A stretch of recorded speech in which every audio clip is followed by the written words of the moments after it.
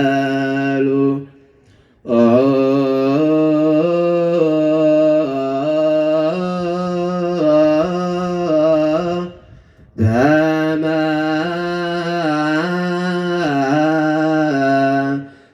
በመስቀሉ ክርስቶስ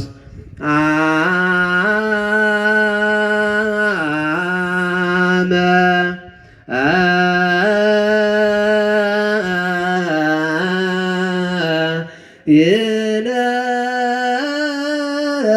ይነግሥ ሎሙ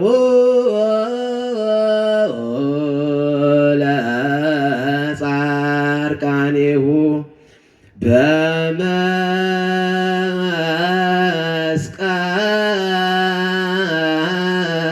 በመስቀሉ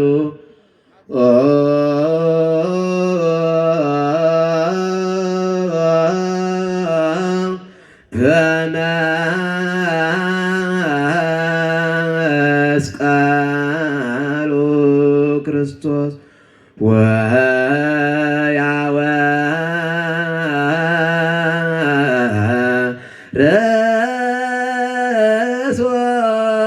ወያወርሶሙ ምድረ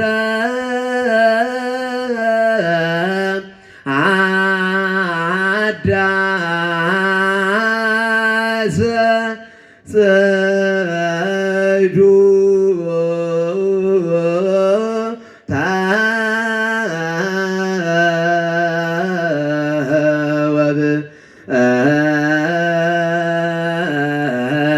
ወበረይተ እንተ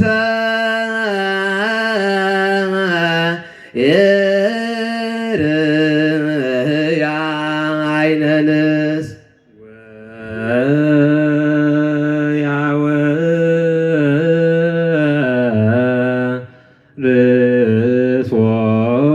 ርሶሙ ምድረ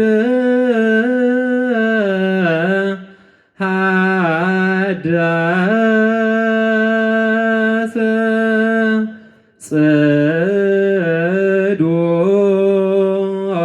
ጽዶተ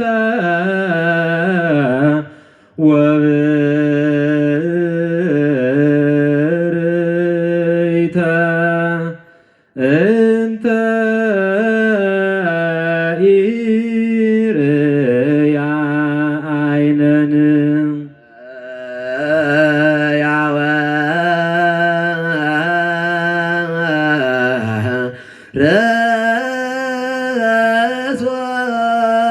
ያወረሶሙ ምድረ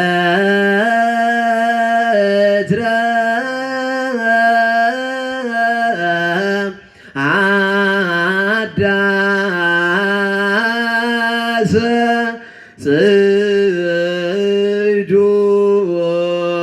ጽዶተ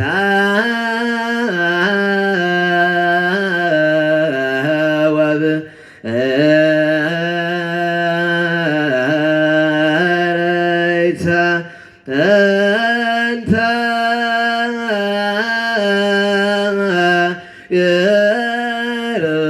ይርያ አይነንስ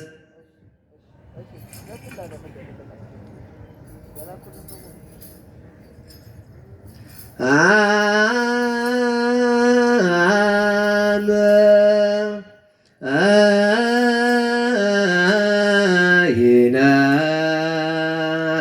ይነግሥ ሎሙ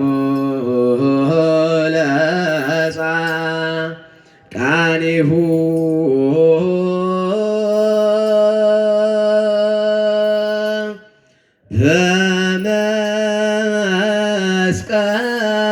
በመስቀሉ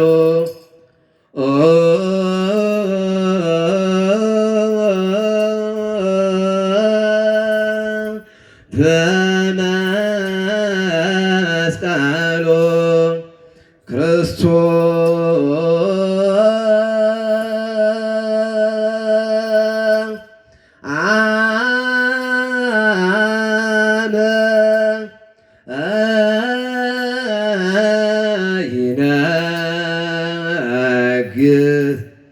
ሎሙ ለጻድቃኒሁ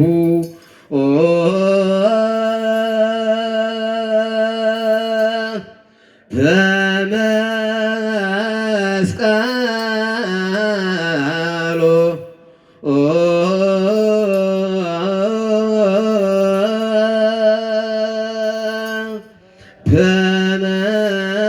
በመስቀሉ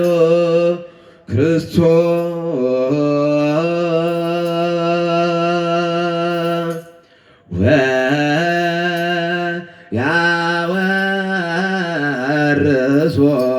ወያወርሶሙ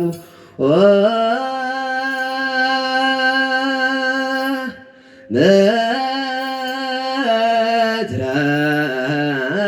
ሀዳሰ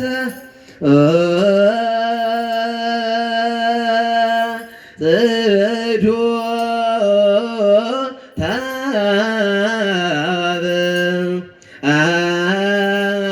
አረግሳ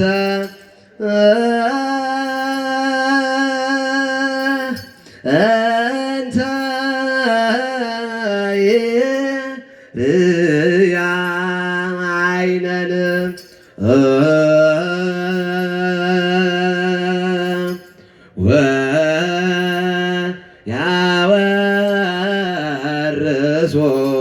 ወያወርሶሙ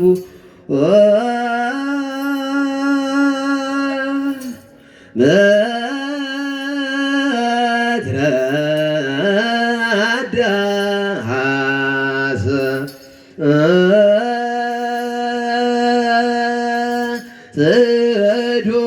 ጽዶተ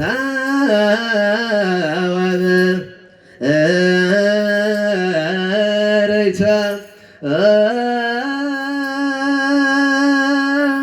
እንተ ይርያ ዓይነን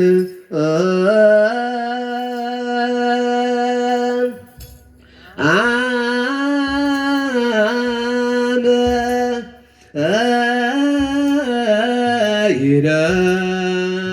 ይነግር ስሎሙ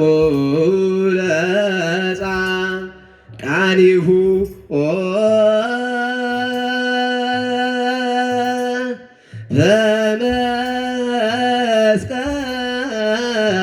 በመስቀሉ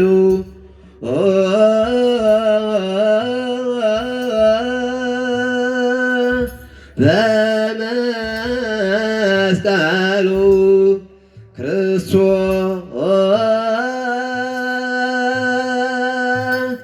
አመ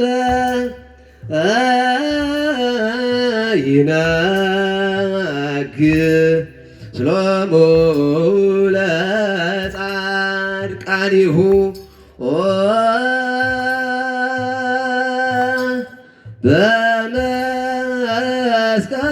በመስቀሉ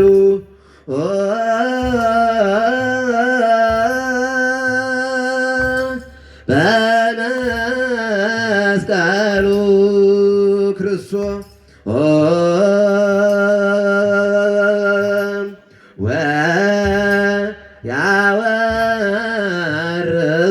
ወያወርሶሙ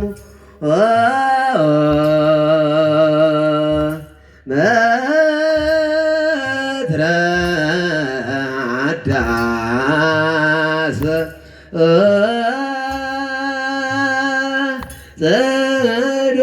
ጽዶተ ወበእረይተ እንተ ይርያ ዓይነን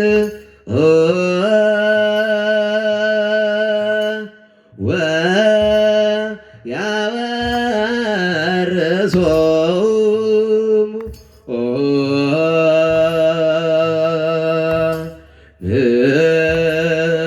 ምድረ ሀዳሰ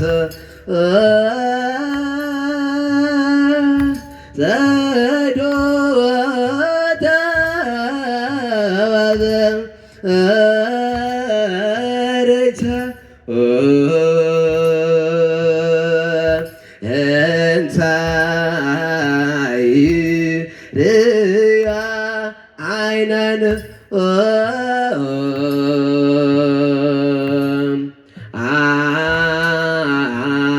አመ ይነግር ስሎሙ ለጻድቃኒሁ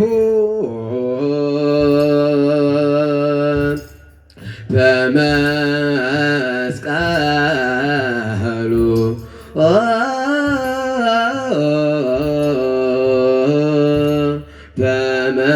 በመስቀሉ ክርስቶስ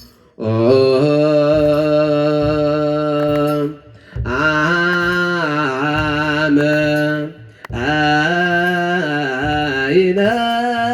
ይነግር ስሎሙ ለጻድቃኒሁ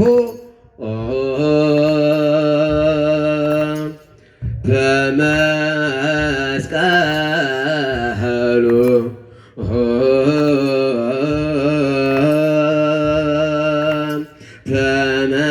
በመስቀሉ ክርስቶስ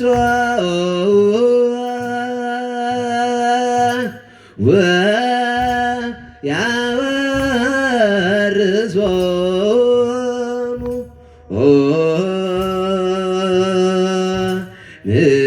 ምድረ አዳሰ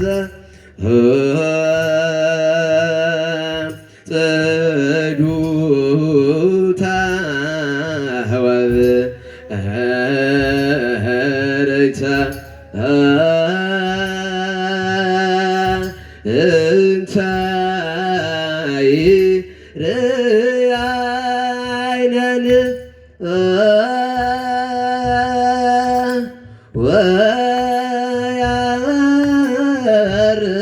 ወያወርሶሙ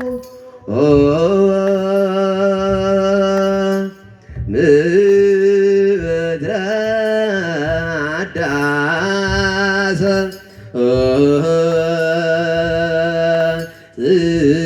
ጽዱታ ወብእረይተ እንተ ይርያ ዓይነን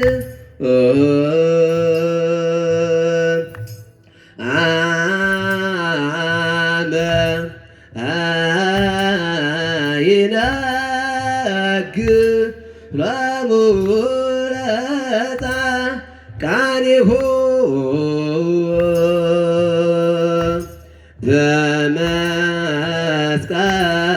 በመስቀሉ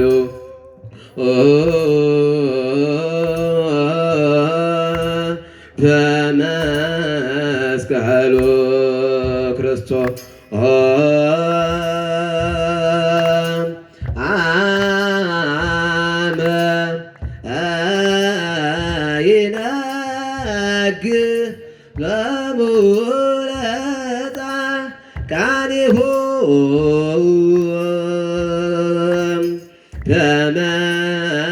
በመስቀሉ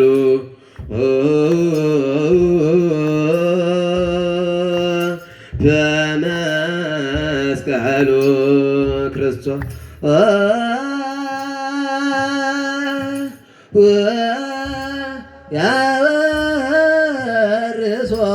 ያወርሶሙ ምድረ አዳሰ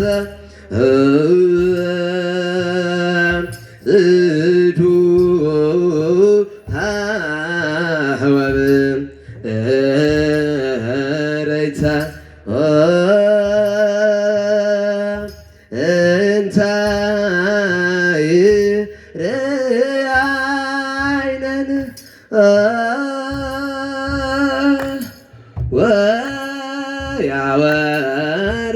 ወያወርሶሙ ምድረ አዳሰ ጽዱታ ወበረታ እንታይ አይነን አመ ይነግስ ሎሙ ለጻድቃኒሁ በመስቀሉ ክርስቶስ አመ ይነግስ ሎሙ ለጻድቃኒሁ በመስቀሉ ክርስቶስ ወያወርሶሙ ምድረ አዳሰ ጽዱተ ወብርተ እንተ ይርአይነን ወያወርሶሙ ምድረ አዳሰ ጽዱተ ወብርተ እንተ ይርአይነን አመ ይነግስ ሎሙ ለጻድቃኒሁ በመስቀሉ ክርስቶስ አመ ይነግስ ሎሙ ለጻድቃኒሁ በመስቀሉ ክርስቶስ ወያወርሶሙ ምድረ አዳሰ ጽዱተ ወብርተ እንተ ይርአይነን ወያወርሶሙ ምድረ አዳሰ ጽዱተ ወብርተ እንተ ይርአይነን አመ ይነግስ ሎሙ ለጻድቃኒሁ በመስቀሉ ክርስቶስ አመ ይነግስ ሎሙ ለጻድቃኒሁ በመስቀሉ ክርስቶስ ወያወርሶሙ ምድረ አዳሰ ጽዱተ ወብርተ እንተ ይርአይነን ወያወርሶሙ ምድረ አዳሰ ጽዱተ ወብርተ እንተ ይርአይነን አመ ይነግስ ሎሙ ለጻድቃኒሁ በመስቀሉ ክርስቶስ አመ ይነግስ ሎሙ ለጻድቃኒሁ በመስቀሉ ክርስቶስ ወያወርሶሙ ምድረ አዳሰ ጽዱተ ወብርተ እንተ ይርአይነን ወያወርሶሙ ምድረ አዳሰ ጽዱተ ወብርተ እንተ ይርአይነን አመ ይነግስ ሎሙ ለጻድቃኒሁ በመስቀሉ ክርስቶስ አመ ይነግስ ሎሙ ለጻድቃኒሁ በመስቀሉ ክርስቶስ ወያወርሶሙ ምድረ አዳሰ ጽዱተ ወብርተ እንተ ይርአይነን ወያወርሶሙ ምድረ አዳሰ ጽዱተ ወብርተ እንተ ይርአይነን አመ ይነግስ ሎሙ ለጻድቃኒሁ በመስቀሉ ክርስቶስ አመ ይነግስ ሎሙ ለጻድቃኒሁ በመስቀሉ ክርስቶስ ወያወርሶሙ ምድረ አዳሰ ጽዱተ ወብርተ እንተ ይርአይነን ወያወርሶሙ ምድረ አዳሰ ጽዱተ ወብርተ እንተ ይርአይነን አነ ይነግሥ ሎሙ ለጻድቃኒሁ በመስቀሉ ክርስቶስ አነ ይነግሥ ሎሙ ለጻድቃኒሁ በመስቀሉ ክርስቶስ ወያወርሶሙ ምድረ አዳሰ ጽዱታ ወብርታ እንተ ይርአየነ ወያወርሶሙ ምድረ አዳሰ ጽዱታ ወብርታ እንተ ይርአየነ። እግዚአብሔርን ከፍ አድርጉና መስግኑላቸው ሊቃውንቱን። ቃለ ሕይወትን ያሰማልን። ቤተ ክርስቲያንን የሚያገለግሉበትን አምላካችን ዕድሜ ጤና ሀብተ መምህራንን ያድልልን። አሜን። እኛንም በባህሪ ሞት በመንግስቱ ሽረት የሌለበት ቸሮ አምላካችን ልዑል እግዚአብሔር የሕይወትን ቃል ለእኛም ያሰማን።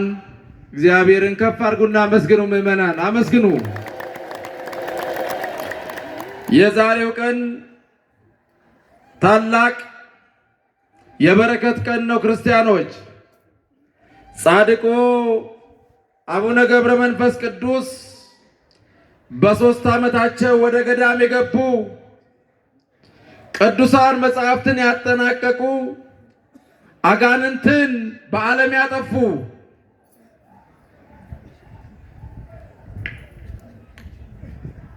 ከእግዚአብሔር አምላካችን መልእክትን የተቀበሉ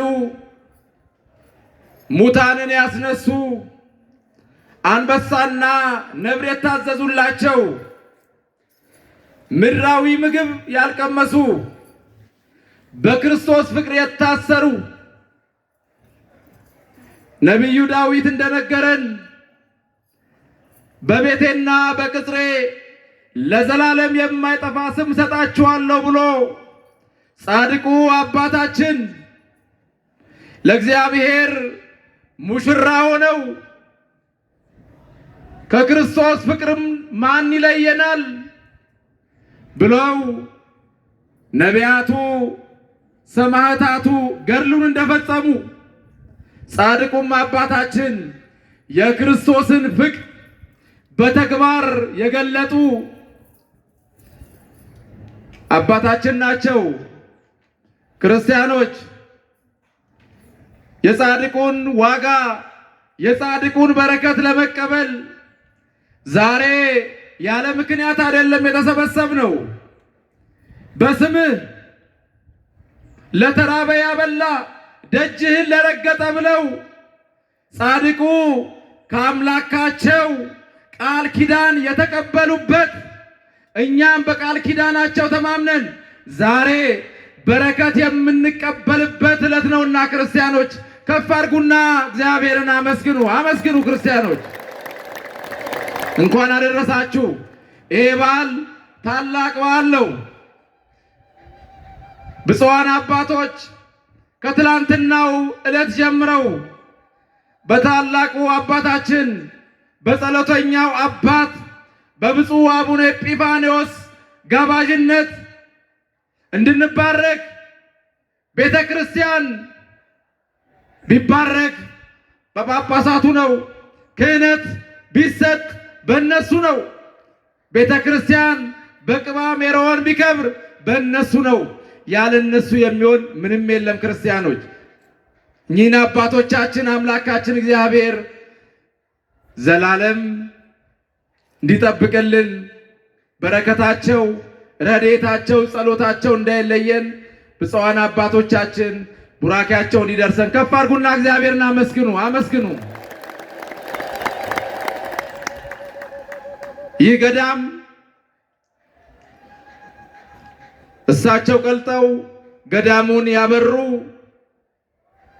ደግ አባት፣ ታታሪ አባት በብፁዕነታቸው የተመሰከረላቸው አባ ኃይለ ማርያም የገዳሙ አበምኔት የገዳሙ መናንያን መነኮሳት ይህንን በዓል የደመቀ ለማድረግ የበኩላቸውን ግዴታ ተወጥተዋልና የገዳሙን መናንያን አበምኔቱን ከፍ አድርጋችሁ አመስግኑልን።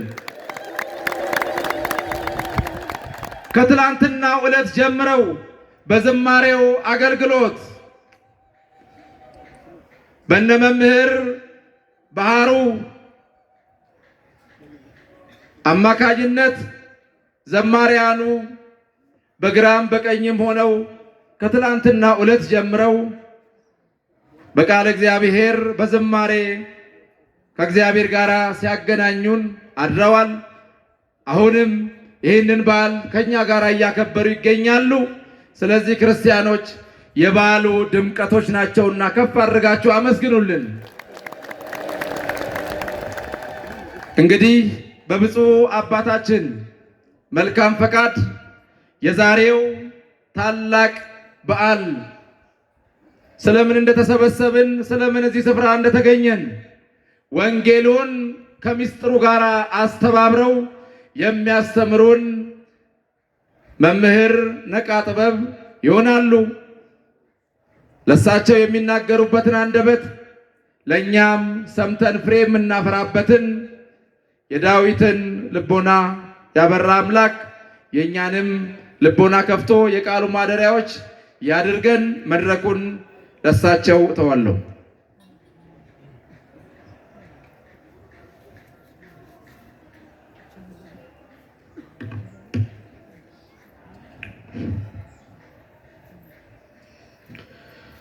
ብፁዓን አበው ሊቃነ ጳጳሳት፣ ብፁዕ አቡነ እንጦንስ የምዕራብ ሐረርጌ ሀገረ ስብከት ሊቀ ጳጳስ የቅዱስ ሲኖዶስ አባል፣ ብፁዕ አቡነ ኤጲፋንዮስ የምስራቅ ጉራጌ እና የማረቆ ልዩ ወረዳ ሀገረ ስብከት ሊቀ ጳጳስ የቅዱስ ሲኖዶስ አባል፣ ብፁዕ አቡነ ገሪማ የጌዲኦ አማሮና ቡርጂ ሀገረ ስብከት ሊቀ ጳጳስ፣ የቅድስት ሥላሴ መንፈሳዊ ዩኒቨርሲቲ ቦርድ ሰብሳቢ የቅዱስ ሲኖዶስ አባል፣ ክቡር ፕሮፌሰር ቆሞስ አባ ኃይለ ገብርኤል ግርማ የቅድስት ሥላሴ መንፈሳዊ ዩኒቨርሲቲ አካዳሚክ ምክትል ዲን፣ ክቡራን የዚህ ታላቅ ገዳም አገልጋዮች፣ አበው መነኮሳት፣ ክቡራን የዚሁ ሀገረ ስብከት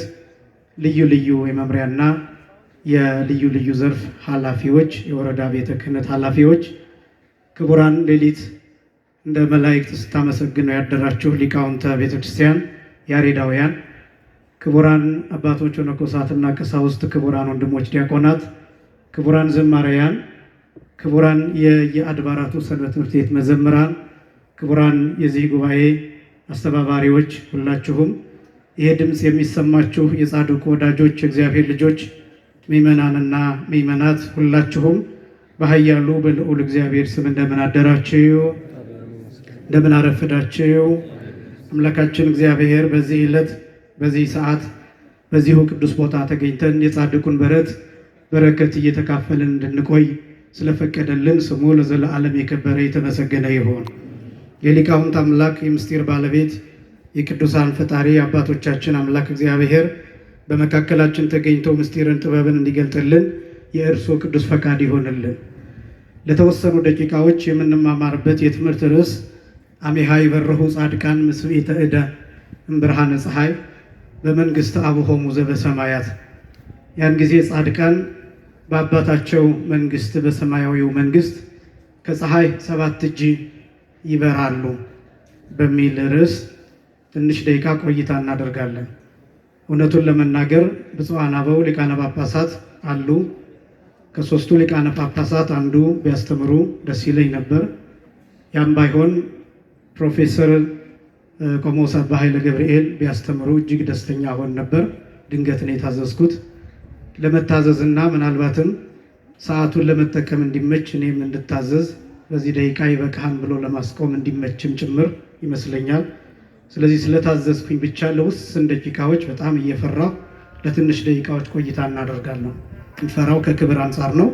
የማቴዎስ ወንጌል ምዕራፍ 13 ቁጥር 43 ላይ የሚገኝ ቃል ነው። አስቀድሜ ያነሳሁት ቃል እንግዲህ ዛሬ የጻድቁን የአባታችንን የአቡነ ገብረ መንፈስ ቅዱስን በዓለ ዕረፍት የምናከብርበት ጊዜ ነው። የጻድቁ አባታችን የአቡነ ገብረ መንፈስ ቅዱስ በዓል የሚከበርባቸው ዕለታት ብዙ ናቸው። ምክንያቶቹም ብዙ ናቸው። የተጸነሱበትን ቀን እናከብራለን። የተወለዱበትን ቀን እናከብራለን። ወደ ኢትዮጵያ የመጡበትን ቀን እናከብራለን። ቃል ኪዳን የተቀበሉበትን ቀን እናከብራለን። እንዲሁም ደግሞ የዕረፍታቸውን ቀን እናከብራለን። እነዚህ ሁሉ ልዩ ልዩ በዓላት አሏቸው። በጣም ታሪካቸውም ሰፊ ነው። በተለይ ገድለ አቡነ ገብረ መንፈስ ቅዱስን ስትመለከቱ አባቶቻችን እንደሚሉን በጥሩ ጽሑፍ ከተጻፉ ገድላት መካከል እንደ ገድለ አቡነ ዜና ማርቆስ፣ እንደ ገድለ ቅድስት አርሴማ፣ እንደ ገድለ ቅዱስ ጊዮርጊስ እና እንደ ገድለ አቡነ ገብረ መንፈስ ቅዱስ ያለ የለም ይላሉ በስነ ጽሑፍ ፍሰት።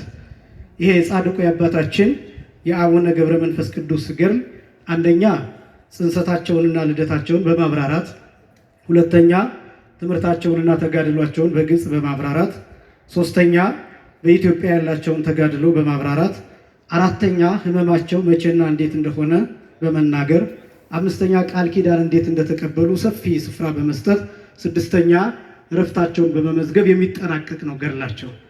እኔ ከነዚህ ውስጥ በጣም ጥቂቶቹን ብቻ አነሳለሁኝ። ለምሳሌ ጽንሰታቸው፣ ምክንያቱም በዓለ ዕረፍት ስለሆነ ያው ሙሉ የሕይወት ታሪክ መናገር እንኳን ባይቻል ጥቂት ማንሳት ስለሚገባ ጽንሰታቸውን በተመለከተ ገድላቸው ስለ አባታቸው ስለ ስምዖንና ስለ አቅሌስያ ከተናገረ በኋላ ጻድቁ አባታችን አቡነ ገብረ መንፈስ ቅዱስ ከጋብቻቸው ከ30 ዓመታት በኋላ እንደተገኙ ይናገራል። ስምዖን ማለት እግዚአብሔር ስምዓኒ ወይም እግዚአብሔር ሰምዓኒ፣ እግዚአብሔር ሆይ ስማኝ፣ እግዚአብሔር ሰማኝ የሚል ትርጉም ያለው ነው። አቅሌስያ የሚለው የቤተ ክርስቲያንን ትርጉም የሚያሳይ ነው። የጻድቁ የአባታችን የአቡነ ገብረ መንፈስ ቅዱስን የዘር ሐረግ ሲናገር ከነገደ ብንያም ወገን ነው ይላል። ጻድቁ አባታችን አቡነ ገብረ መንፈስ ቅዱስን አባቶቻችን ሲገልጧቸው ዘመደ ጳውሎስ እያሉ ይገልጧቸዋል። የቅዱስ ጳውሎስ ዘመድ፣ የቅዱስ ጳውሎስ ወገን፣ ቅዱስ ጳውሎስ ከብንያም ወገን ስለሆነ እንደዚህ ሲባል የሥጋ የዘር ሐረግ ለመቁጠር አይደለም፣ ታሪኩን ለማሳየት እንዴት እንደመጡ ለማሳየት ነው።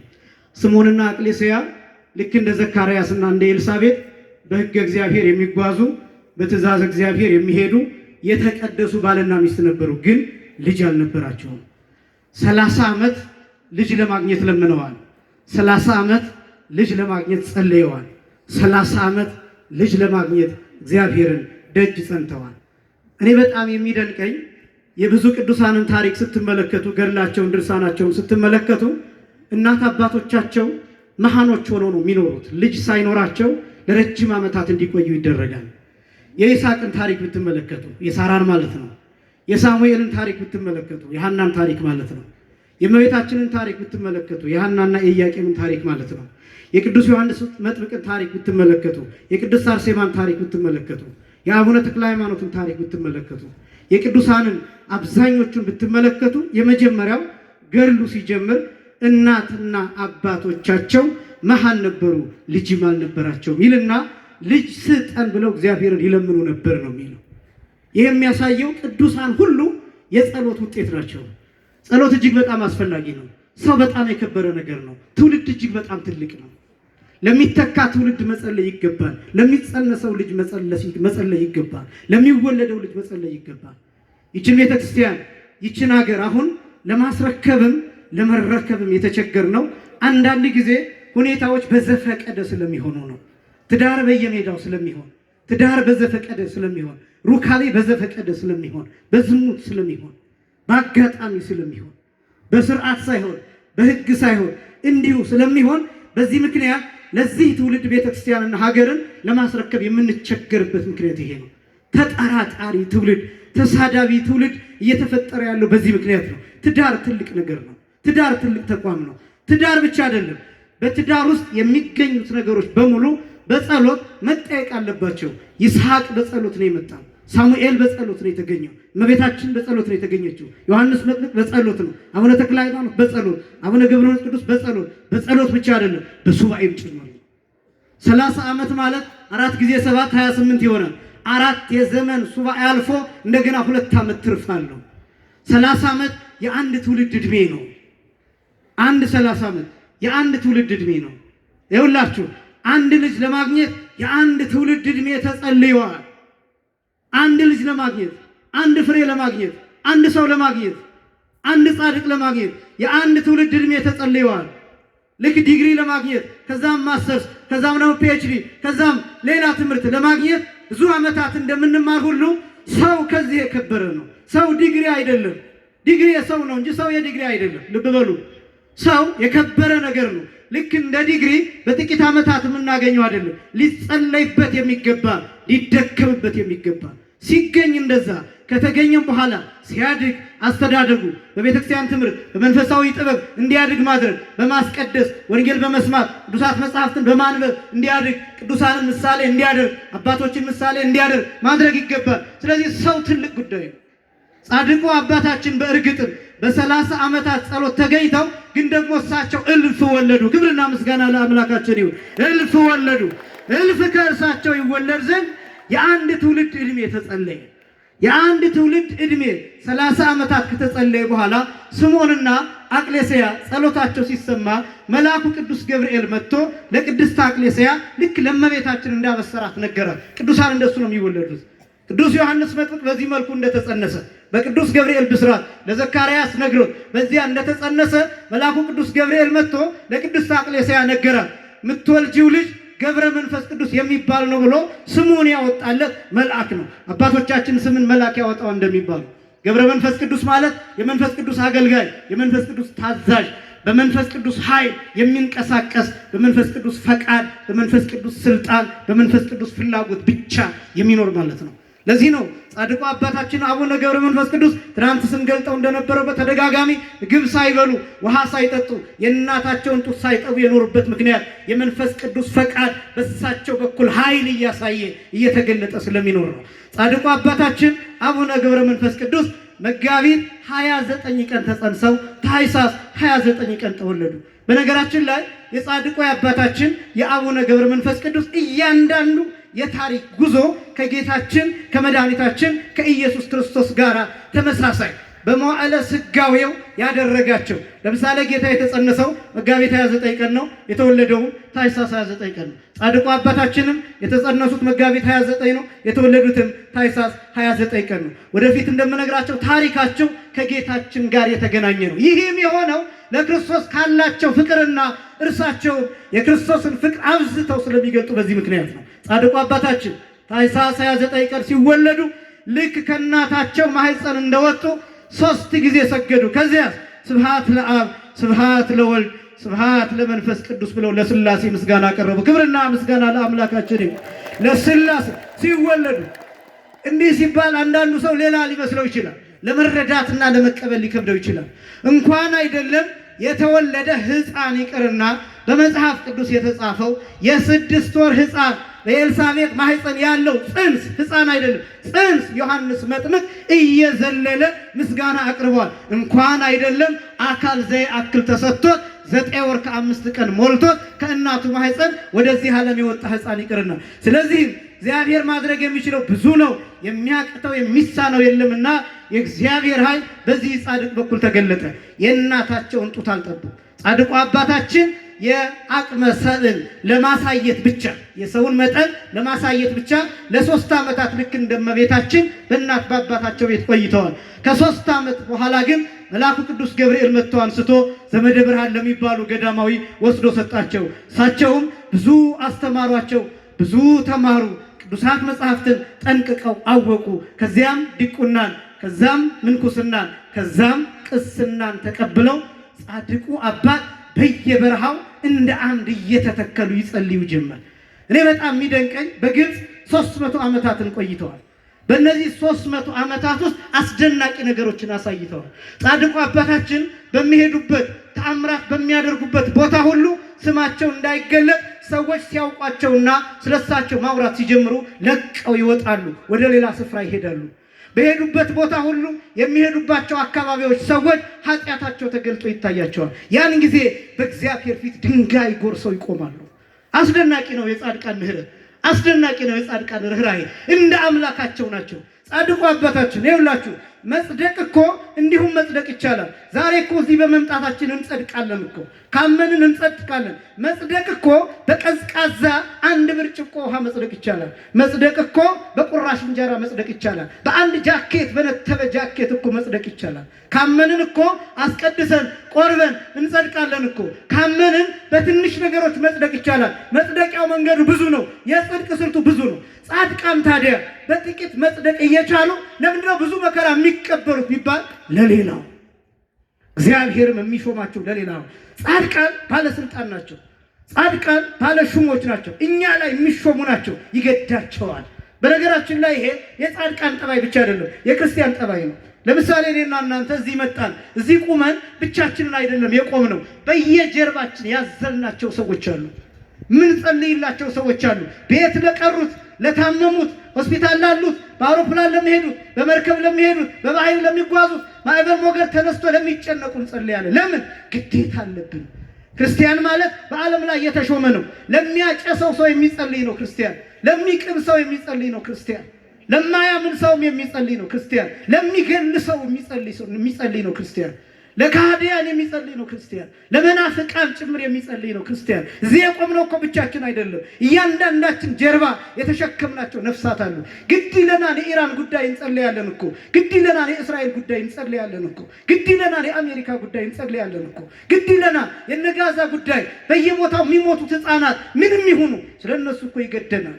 ስለ ዓለም እኮ እንጨነቃለን። ስለ ዓለም እንጸልያለን። ስለ ዓለም ኃላፊነት ተሸክመናል። ክርስቲያን ማለት እንደሱ ነው። ጻድቃን ይሄ በገባቸው መጠን ስለሚኖሩበት አካባቢ ብቻ አይደለም፣ ስለ ዓለም ራሳቸውን በእግዚአብሔር ፊት ያሟሙታል። በእግዚአብሔር ፊት እንደ ቄጤማ ይጎዘጉዙታል። ራሳቸውን በእግዚአብሔር ፊት ያነጥፋሉ። ደግሞ እግዚአብሔር በጻድቃን መለመን ይፈልጋል፣ መማለድ ይፈልጋል። ሲያያቸው ደስ ይለዋል። አይኑን እነሱ ላይ ይጥናል። ይኸውላችሁ እግዚአብሔር አሁን ምን እንደሚያደርግ ልንገራችሁ። አሁን እግዚአብሔር ከሚጨፍሩት ሰዎች አይኑን ያነሳል። አሁን እግዚአብሔር ከሚያመነዝሩት ሰዎች አይኑን ያነሳል። አሁን እግዚአብሔር ኃጢአት ከሚሰሩት ከሚገሉት ሰዎች አይኑን ያነሳልና አይኑን የት እንደሚያስቀምጠው ታውቃላችሁ? እዚህ ፀሐይ እያከሰላችሁ በፊቱ በቆማችሁ በእናንተ ላይ አይኑን ያሳርፋል። ከዛ እግዚአብሔር ምን ይላል? እነዚህኞቹን ስለ እነዚህኞቹ አላጠፋቸውም ይላል። ስለ ቸርነቱ ስሙ የተመሰገነ ይሁን፣ አመስግኑት። እነዚህኞቹን ስለ እነዚህኞቹ ኃጢአት የሚሰሩትን ኃጢአት ስለማይሰሩት ሰዎች ብዬ እምራቸዋለሁ ይላል።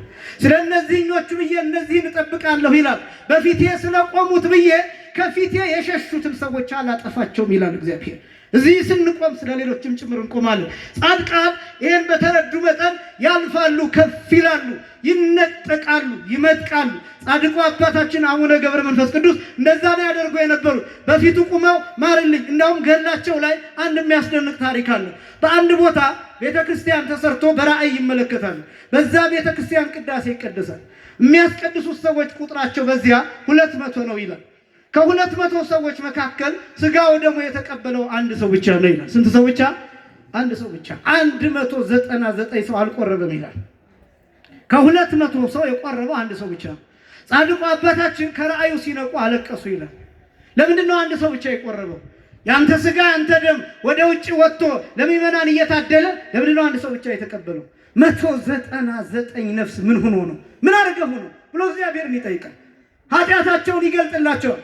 ያን ጊዜ ጻድቁ አባታችን በእግዚአብሔር ፊት ትቢያ ነስንሰው አመድ ልሰው ሰቃቸውን ጸጉራቸውን አንጀርገው በእግዚአብሔር ፊት ቆመው ስለነዚያ ስለ 199 ሰዎች ይጸልያሉ። ምን እንደሚሉ ታውቃላችሁ? እነዚህ 199 ሰዎች ስጋህን ደምህን እስኪቀበሉ ድረስ ከዚህ ቦታ አልነሳም አሉ። እነዚህም ሰዎች ምሬልሃለሁ አላቸው። እነዚህም ሰዎች ስጋውን ደሙን ተቀበሉ። ክብርና ምስጋና ለአምላካችን ይሁን። ዛሬ የቆረቡ ሰዎች፣ እዚህ ያላችሁ ሰዎች፣ ለቅዱስ ስጋውና ለክቡር ደሙ የበቃችሁ ይህን ምድር ከረገጣችሁ በኋላ ጻድቁን ከተማጸናችሁ በኋላ ዝም ብሎ እንዳይመስላችሁ፣ በእኛ ኃይል እንዳይመስላችሁ፣ በእኛ አቅም እንዳይመስላችሁ፣ ለስጋው ደሙ የበቃ ነው በጻድቃን ቃል ኪዳን በጻድቃን ምልጃ ጭምር ነው። በእግዚአብሔር ፊት የሚቆሙልን እነሱ ስላሉ የጌታን ስጋና ደም ራሱ ለመቀበል የምንበቃበት ምክንያት ይሄ ነው። አያችሁ ጻድቃን እንዴት እንደሚገዳቸው። ከዛም 300 ዓመታቱን ካሳለፉ በኋላ ወደ ኢትዮጵያ መጡ። ወደ ኢትዮጵያ የመጡበት ዋናው ምክንያት ግብፅ ውስጥ በጣም እየታወቁ ዝነኛ የሆኑ ስለነበረ ዝና ሽሽት መታወቅን ሽሽት ነው አንደኛ። ሁለተኛ ራሱ እግዚአብሔር ለጻድቁ አባታችን እንዲህ ብሏቸዋል። እነሆ ሰረገላ ብርሃን እሰጥሃለሁ፣ የብርሃን ሰረገላ ወደ ፈለግከው ትንቀሳቀሳለህ። ስሳውን አንበሶች ስሳውን አናምርት ታስከትላለህ። የእግርህን ትቢያ እየላሱ ይኖራሉ። አንተ በበረርክበት፣ አንተ በደረስክበት፣ አንተ በምትጓዝበት ፍጥነት ሁሉ አብረው ይጓዛሉ። ወደ ኢትዮጵያ ትሄዳለህ። ኢትዮጵያ ውስጥ የምታድናቸው ነፍሳት አሉ። የምታባረራቸው ድል የምትነሳቸው አጋንንት አሉ። ወደፊት የሚመጡ በአንተ የሚታመኑ በአንተ የሚጸድቁ የአንተን ስም ጠርተው የአንተን መታሰቢያ አድርገው ይቅር የሚባሉ ሰዎች አሉና ወደ ኢትዮጵያ ሂድ ብሎ አባት ጌታችን መድኃኒታችን ኢየሱስ ክርስቶስ ለጻድቁ አባታችን ነገራቸው። ጻድቁ አባታችን በሰረገላ ብርሃን በብርሃን ሰረገላ ተሰፍረው ወደ ሀገራችን ወደ ኢትዮጵያ መጡ። ተዘዋወሩ። የዝቋላን ባህር ተመለከቱት። የዝቋላን ባህር እንዳዩት እዚያ ተራራ ላይ ሆነው አጠቃላይ ምድረ ኢትዮጵያን በአይነ ስጋ በአይነ መንፈስ ሲቃኙ ብዙ ሰዎች በጣዖት አምልኮ የተያዙ በእኩያን መናፍስ በርኩሳን መናፍስ በአጋንንት የሚሰቃዩ ብዙ ናቸው። ቀጥታ ወደ ባህሩ ተወረወሩ። ጻድቁ አባታችን ይህን ህዝብ ካልማርክልኝ፣ ይህን ህዝብ ነፃ ካላደረክልኝ ከዚህ ባህር አልወጣም። ከዚያስ 100 ዓመታት ተዘቅዝቀው 100 ዓመታት ምን እያደረጉ እንደሆነ ይገባችኋል። እነዚህ ጻድቃን አባቶቻችን ጻድቁ አባታችን አቡነ ገብረ መንፈስ ቅዱስ ብቻ አይደሉም። ጻድቃን አጠቃላይ በአይምሯቸው ሚሳል የክርስቶስ መከራ ነው። ከምናስበው በላይ ነው። ይሄ ከምንገልጠው በላይ ነው። ይችኛ የምናወራት ቃላት አሳምረን የምንናገራትን አይደለም። ጻድቃን የሚያውቁት የክርስቶስን መከራ ወደ ነርቫቸው ያስገቡታል፣ ወደ አንጎላቸው ያስገቡታል፣ ወደ ህዋሳቶቻቸው ይስቡታል፣ ወደ ነፍሳቸው ያስገቡታል፣ ያሰቃያቸዋል። ደስ የሚል ስቃይ ማለት ነው። ደስ የሚል ስቃይ፣ የፍቅር ስቃይ፣ የዘላለም ህይወት ናፍቆት ስቃይ፣ እግዚአብሔርን የማወቅ ስቃይ፣ ወደ እግዚአብሔር የመጠጋት ስቃይ፣ ከእግዚአብሔር ጋር የመጣመር ስቃይ፣ የእግዚአብሔር ሙሽራ የመሆን ስቃይ፣ ከእግዚአብሔር ጋር የመኖር ስቃይ፣ የዘላለም ህይወት ብርሃን። ያ ብርሃን በነፍሳቸው ውስጥ ሲወጣ ተራራ አይገድባቸውም፣ ያልፋሉ፣ ሁሉን ያያሉ። ሰው ነፍስ ውስጥ ያለውን ሐሳብ ጭምር ይመለከታል።